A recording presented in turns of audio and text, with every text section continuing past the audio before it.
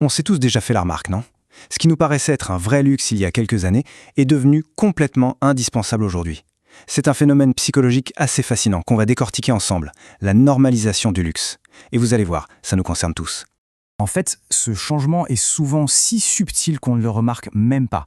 C'est un glissement qui se fait tout doucement dans notre perception, une sorte de recalibrage silencieux de ce qu'on considère comme normal. Allez, petite réflexion. Qu'est-ce qui était un plaisir occasionnel il y a 10 ans et qui est maintenant une évidence absolue? Un smartphone? L'abonnement à Netflix? Le bon café du matin?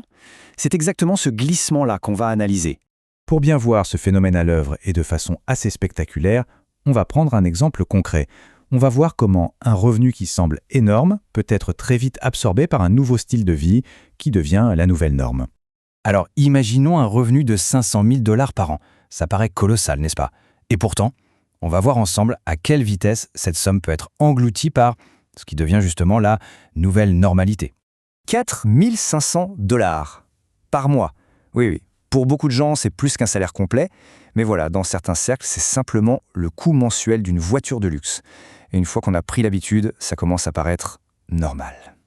Et hop, on rajoute à ça 9 000 $ pour le crédit de la maison. Faites le calcul, on est déjà à 13 500 $ de dépenses fixes chaque mois. Le budget est totalement redéfini et la pression financière, elle, commence à se faire sentir, même avec ce genre de revenus. Et ce n'est pas fini, il faut ajouter 42 000 $ par an pour l'école privée pour un seul enfant. Une somme qui peut paraître dingue pour la plupart d'entre nous, mais qui, dans certains milieux, devient une dépense tout à fait normale, voire attendue. Alors, quand on met tout ça bout à bout, et attention, on n'a même pas encore parlé des impôts, des vacances ou de tout le reste, eh bien on comprend comment un revenu de 500 000 $ peut finalement paraître juste, suffisant. Chaque dépense, prise séparément, se justifie dans ce nouveau contexte. C'est ça la nouvelle normalité. Bon, maintenant passons au mécanisme psychologique derrière tout ça. Comment notre cerveau arrive-t-il à gérer ce changement de perception? C'est ce qu'on appelle la reclassification des luxes. En gros, notre cerveau ne fait pas que s'habituer aux nouvelles dépenses, il va carrément les recatégoriser. Ce qui était un plaisir devient une nécessité pour pouvoir maintenir notre nouveau standard de vie. Le processus, il est super simple, mais hyper puissant. Il se déroule en 3 étapes.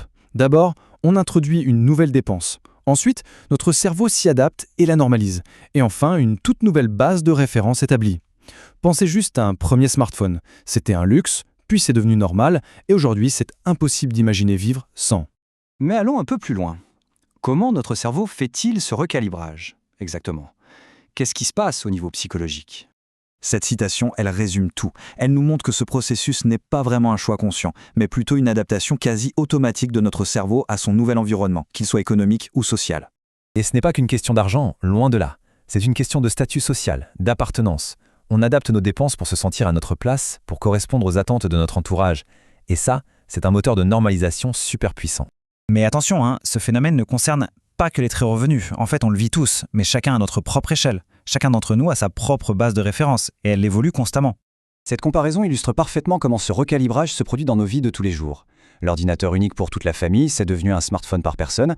Le resto du mois a été remplacé par la facilité des livraisons à domicile. Le luxe d'hier est devenu l'attente d'aujourd'hui.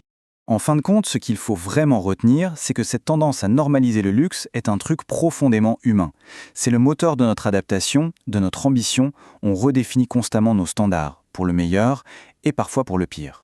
Alors la question finale qu'on peut se poser est la suivante. Quel est le prochain luxe qu'on va tous finir par normaliser?